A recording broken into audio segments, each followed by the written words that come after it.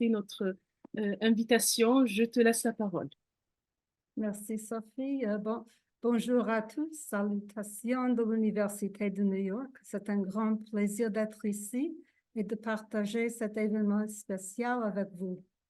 Et je voudrais bien remercier mes collègues Sophie et Corinne pour leur excellent travail dans l'organisation de cette conférence aujourd'hui. Je vais présenter en anglais, et s'il y a des problèmes, s'il vous plaît, on peut écrire dans le chat et Sophie va nous aider. OK, ça va? OK, maintenant je vais changer à l'anglais. On switch. Okay, I will switch to English. First, I just want to tell you my own language story for context. I'm a baby boomer, so I'm actually 76 years old, and I'm part of generation 1.5 because English is not my first language. In fact, my first language was Yiddish. Then I learned English. And the doctor told my mother I was going to be developmentally delayed because he tested me in English instead of my native language. I went to a Hebrew day school and we did English in the morning and Hebrew in the afternoon. And Spanish is a heritage language of mine. I have extended family in Argentina and now in Puerto Rico also. I did study French as a foreign language in high school and college. And I studied some Latin, and I did the cours de civilisation française at the Sorbonne. And now I am learning Putonghua, Mandarin, very badly. So I'm a digital immigrant, but I am really fascinated by the digital world, and I am learning to understand how to use digital affordances to teach languages and to teach language teachers. And throughout my life, technology just keeps going forward. People keep learning and growing and inventing. And I know that we are all born with brains that are ready to learn language from birth. And we keep developing more and more ways as teachers to support that process. And today's digital world is really built on pre-digital technological approaches and imaginings. And what we do now digitally was started long ago and developed over time. And what was once science fiction has now become part of the reality of our daily lives. I used to watch a program called Star Trek about people in traveling throughout the universe. And they had computers that did all sorts of things. And at that time, it was just imagination. They could respond to speech. They could answer complex questions. They could translate all kinds of languages. And in fact, they did a prequel before the computers could do that. And they had a character named Yuki, and she called herself a xenolinguist, someone who specialized in the languages of the universe. Now, I really loved Stephanie's presentation about how ChatGPT could be used to support the development of text, in this case, German as a second language. And I think we just continue to be fascinated by stories about robots and the rise of thinking machines. And there was a big article in the New York Times about that last year. And the point was made that sentient robots raise important moral and ethical questions about the treatment of intelligent beings, the nature of consciousness, and our responsibilities. We even have robots at home that we can talk to and can talk to us. So there's a chat box called Siri, which is an iPhone assistant, and it can be in your home. And it's a kind of AI that has been available 24/7 for a few years. And my daughter has one called Alexa. And she has a friend with a child named Alexa. And the speaker has a personality. And one day my daughter cursed and Alexa stopped talking to her, the robot, not the daughter. And so as I was telling you, my first language was Yiddish, and I listen to the Yiddish radio with my grandfather, and we would read the Yiddish newspaper, or Zeitung, which I think is the same word in German. And when I was in college and I was starting to try to improve my French and later to teach English, we had something called a language lab. And if you see the little picture, we had earphones and 2-track tapes, and you could hear a native speak, and then you could repeat it, and then you could play it back and see how much like a native you sounded. And we also created language labs for English learners to listen to stories and lectures, but there were no TED Talks yet. For my doctoral thesis in 1979, I used technology. I used Match Guy's recording, and that's the same person telling the same story, but in my case, in different varieties of English, and it can be done in different languages too. And I had a friend who took pictures, and he was a photojournalist. And I had 4 speakers and 8 sets of match tapes, and people would hear the same speaker, but telling the same story in 2 different varieties. And people never realized that it was the same person. And then I would ask them all kinds of questions about their impressions of the person. And so people had all kinds of biases, all kinds of prejudices about the speaker who spoke different English varieties. And I had a native control. And as the students became more proficient in English, their impressions of the speakers were more and more like the impressions of natives who lived in the same community. But when I compared it to unfamiliar varieties, they really didn't change much, irrespective of their English proficiency. And the standard English speaker was educated, intelligent, and wealthy, and the non-standard speakers tended to be friendly and brave or tough. I also created a project called Tape It Yourself, and that was for an observation seminar that I taught.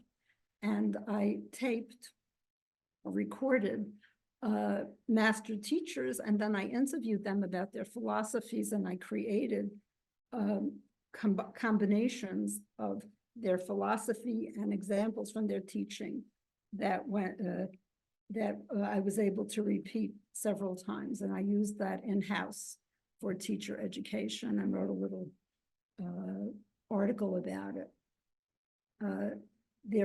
Television has been used a lot. Audio tapes have been used. My father-in-law gave me one for Welsh, which is my husband's heritage language. And when I spoke a little Welsh to my Welsh relatives, I got a lot of hugs and yummy Welsh cakes. Here is an example from the BBC. I'll just play a minute of it if this is going to work. Let's see. Okay. You know what? Even though I work from home Can and you I hear work it? in an office with my team, I No, I think think I it's actually didn't. that much more important in making sure that you're building good relationships with.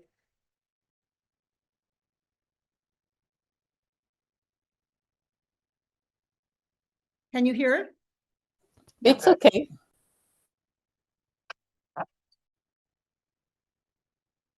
Good day to you. I am a very intriguing and erudite man. From the control room of the BBC's Bush House, London, I would like to tell you about an exciting new development in the teaching of English. From the people who brought you English by Carrier Pigeon, English by radio, or wireless, as we young hipsters like to call it. Let's have a listen. English by radio. Now, are you familiar with such things as preposition?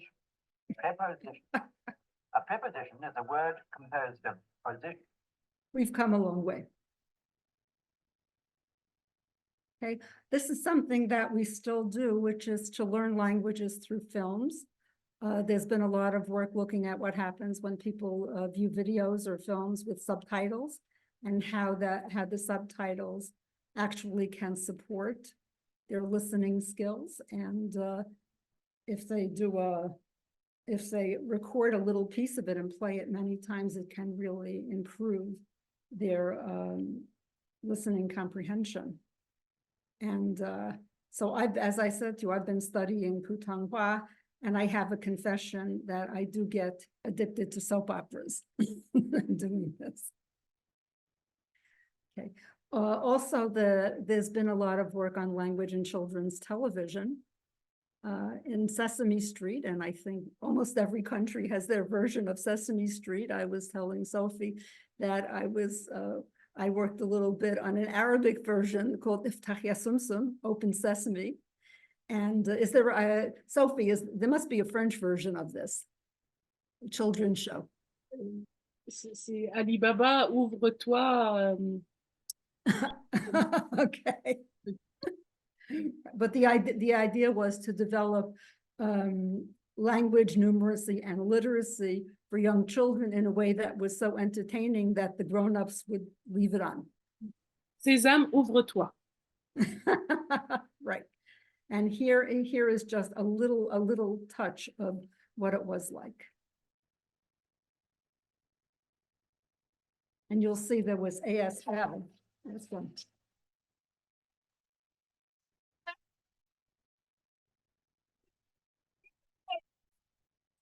So much fun.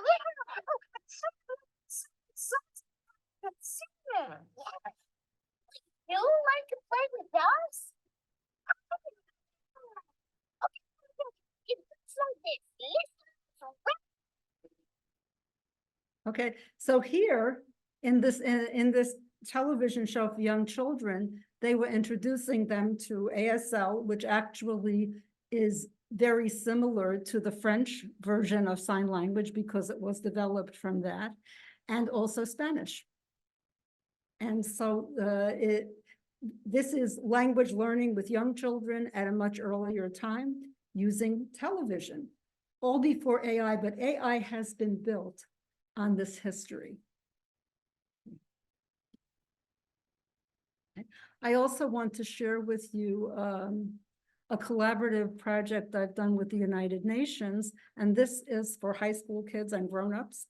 And it's the project is called Action Through Words. If you put that in Google, it will take you to the website, and it's free, and it can be used by anyone, any place in the world, if you are an English teacher or if you are an English student yourself. And in the case of the research I did, I used it in a high school for immigrant children who were native Spanish speakers and were acquiring English in a bilingual program. And right. So the mission of the program was really to have a social justice approach, to use a fund of knowledge or asset-based approach and use the knowledge that the children brought to the classroom. It was a language through content approach, which in Europe is called CLIL, C-L-I-L. And it really, but what made our project different was the students had a job. Instead of being learners, they were our consultants on the project because we were revising it to make it more user-friendly for adolescents. And so each student was also a consultant, and they had to give us their feedback on how to make the project more user-friendly for adolescents. And it was very motivating for them. They got a big certificate at the end thanking them. And we had one English language arts and one AP, which is advanced English class. The project had a mixed design, and so we had observations, we had pre and post questionnaires, we had interviews with the students and interviews with the teacher, and as I said, they were consultants in this project. And so this is just a couple of quotes. They liked it, they liked the organization, they liked the vocabulary, but the craziest thing is that one of the things that they wanted more of was grammar. Would you believe teenage language students wanted more grammar? But that's what they said. Also, we found that a lot of the immigrant students really didn't have a lot of background knowledge about geography, about history, about current events, and often even about their own countries.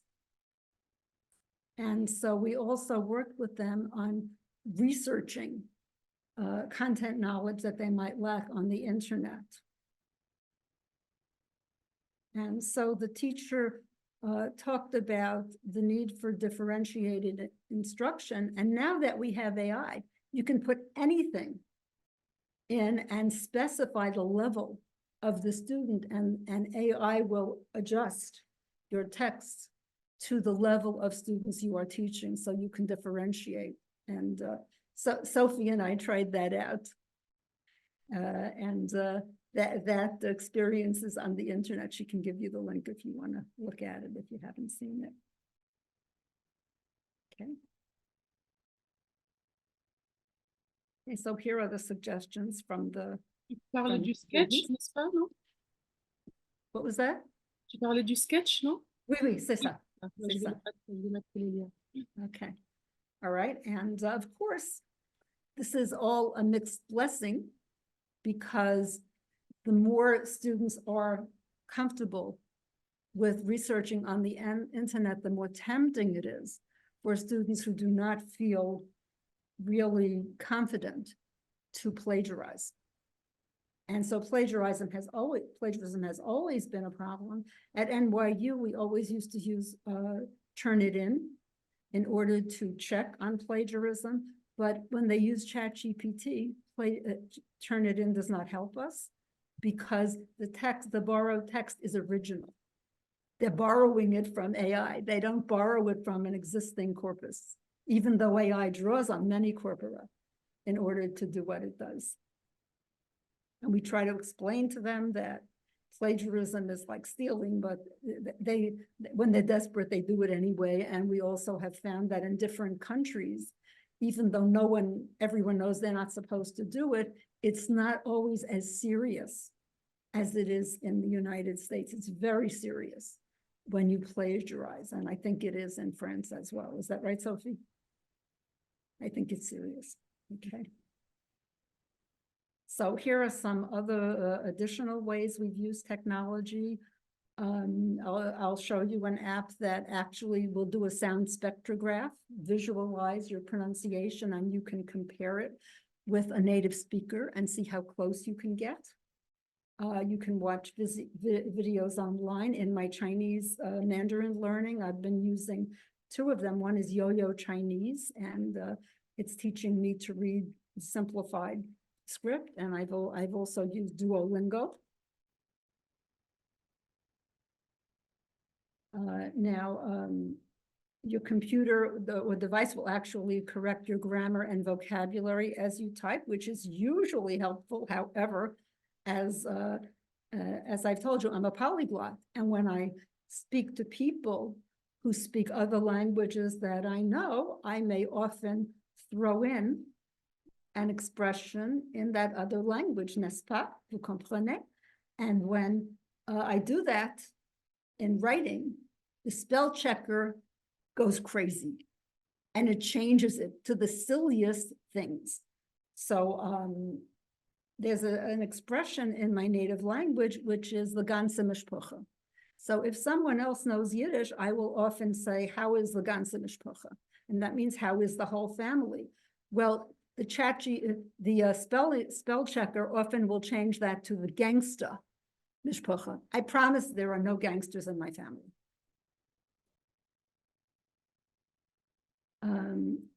Also, for people in the older generations, we're not always up to date on the latest terminology that people use. And at the very beginning of all of this, I had a friend who thought LOL meant lots of love. That's how he would sign his emails. At a conference I attended recently, someone said, do we have a dongle to fit their computer? I have no idea how to say dongle in French. It's an idiomatic expression in English, and it's a jargon, it's a technology jargon. And I'm sure that exists in every language. I'm fascinated to see, since I started learning French, how much English is in the French. So I heard someone say just a minute ago, si on va tester les étudiants. Well, I never heard that before until very recently. And so that's obviously a borrowing, and I love all the borrowing that goes back and forth. When you say something is platform sensitive, you're not waiting for a train. And sometimes things aren't, even to this day, they are supposed to be okay for all platforms, but they don't work. I think the Apple people do this on purpose, but I don't know.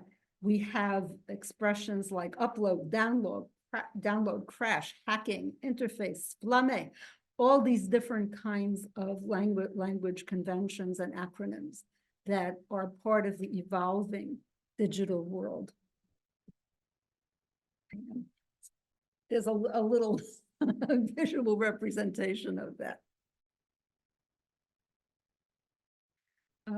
Also, this new technology has taught us a lot about the acquisition of languages. And we have MRI, we have brain scans. We've learned so much about the advantages of the bilingual brain. We know that the bilingual brain is superior.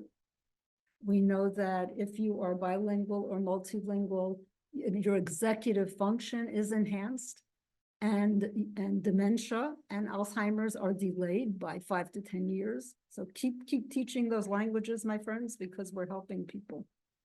We've learned about the complexity of language storage and retrieval, and we've gone from code switching to translanguaging because we realized that the notion of each language being in a separate compartment in your brain was a tremendous oversimplification.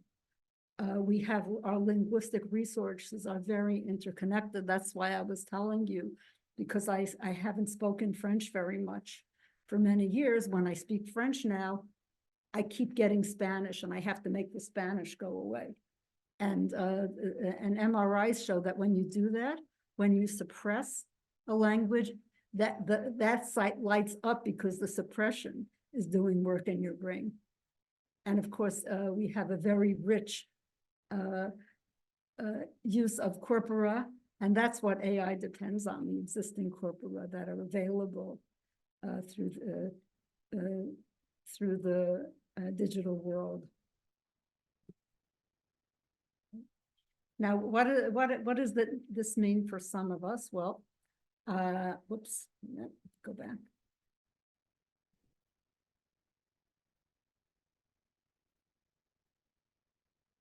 Hey, I saw a teacher use AI in a classroom that had immigrants from many countries. In the New York area, we have literally hundreds of languages spoken by immigrants, and every day somebody new shows up with another language. And so this construct of translanguaging is now really, really not so hard to do, because we can draw on AI apps to translate things into almost any language that a student can bring to us. Sometimes it's very funny, and as Stephanie showed us, even the most sophisticated AI can get it wrong. And so that's good news, because teachers are still needed as mediators. We can correct the corrections. And so I saw a video of a teacher who did this, and not only was it helpful for the students who couldn't speak, these were learning English, the students were learning English, not only was it helpful for them to be able to understand what the teacher was saying and get comprehensible input, but also when the AI got it wrong, the students could correct the AI, and sometimes it was funny and sometimes it was silly, but they also felt empowered because their knowledge was meaningful in the class. Here are some examples of how I've used technology and AI as a teacher. My students did class self-introductions, again with AI help. They used video to study nonverbal communication, and now AI has gone in the direction of being able to do all sorts of things, not only with audio and written text, but with video as well. And I've asked Sophie to just spend a minute and demonstrate HeyGen, which is amazing because it can change your video presentation into you speaking another language. So let me just turn it over to Sophie for a moment. I'll just stop the share for this moment. Yeah. Go ahead, Sophie. Oui, juste, alors, je vais partager l'écran. Effectivement, c'est une petite démo sur cet outil HeyGen qui fait un doublage, enfin, qui double les vidéos. Donc voilà, la vidéo originale, c'est celle-là. L'intelligence artificielle a révolutionné la manière dont nous apprenons et interagissons avec les langues étrangères, tant à l'oral qu'à l'écrit. Grâce aux plateformes et aux applications d'apprentissage des langues alimentées par l'IA, les personnes ont désormais accès à des expériences d'apprentissage des langues personnalisées et immersives. Dans le domaine de la langue parlée, les technologies de reconnaissance vocale alimentées par l'IA ont permis aux apprenants de pratiquer la prononciation et les compétences en conversation de manière dynamique et interactive. Alors voilà, ça c'est donc une vidéo que j'ai fait rapidement et puis je vais vous montrer quand je vais la mouliner dans un outil IA qui s'appelle HeyGen, comment elle va me donner une version anglaise et chinoise. Donc là, la version anglaise, mais ce qui est impressionnant, c'est quand même, c'est la même voix. Et vous allez voir les... Voilà. Artificial intelligence has totally changed the game when it comes to how we learn and interact with foreign languages, both spoken and written. Thanks to AI language learning platforms and applications, individuals now have convenient and accessible opportunities to access personalized and immersive language learning experience. Alors voilà, et je parle pas un mot chinois, et vous allez voir comment l'avatar, c'est pas du tout moi, c'est un avatar qui parle, et vous allez voir... C'est mandarin. Oui, le mandarin, oui, tout à fait. Oui, oui. Et vous allez voir comment les mouvements de mes lèvres sont impeccables, et mon discours, comment il est fluide. 人工智能已经彻底改变了我们学习和使用外语的方式，无论是口语还是书面语。通过使用有人工智能驱动的语言学习平台和应用程序，人们à part ni hao, je ne sais rien dire. Voilà. À part ni hao, il n'y a rien. Bon, voilà. Il a pu effectivement. Donc, on voulait vous montrer cet exemple. Okay. After the World Cup, I saw Messi speaking perfect Hebrew. And I thought, how amazing. He has a perfect accent and everything. That's how he did it. Now I know.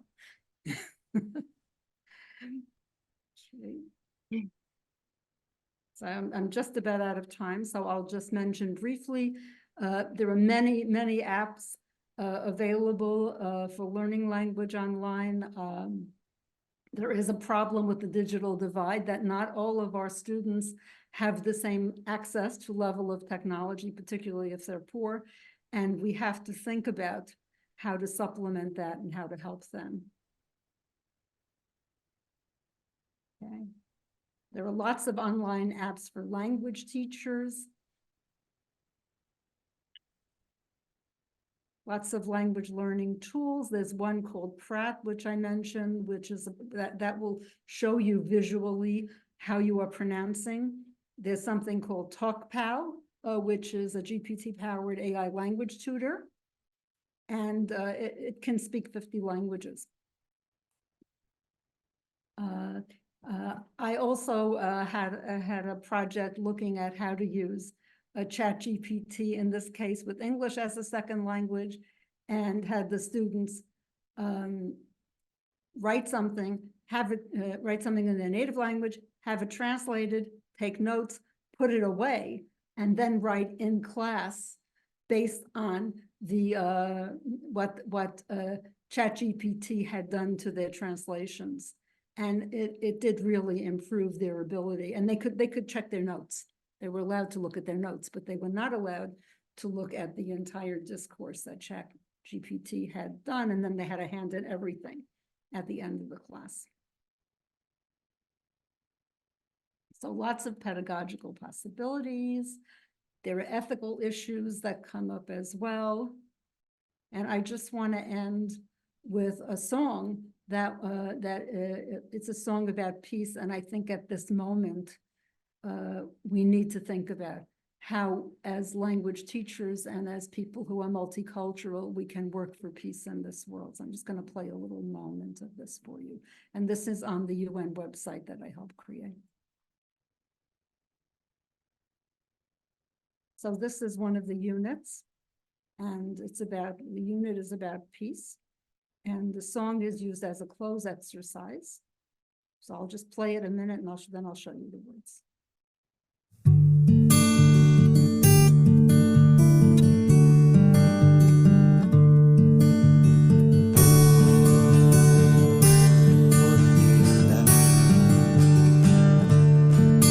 There's a place in my heart that doesn't want to fight. A little breath of light before I go to bed each night. I'd get up off my couch and I'll travel to the sea. And I will work for peace in this world and in me. And the words are here. I'll just let you look at it for a moment.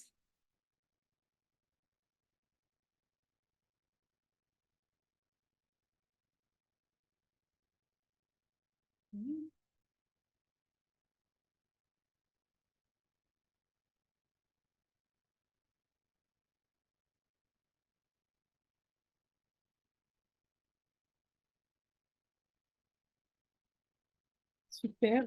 So thank you everyone very much Merci for your beaucoup. attention. I think I'm Merci infiniment, Myriam. Merci beaucoup.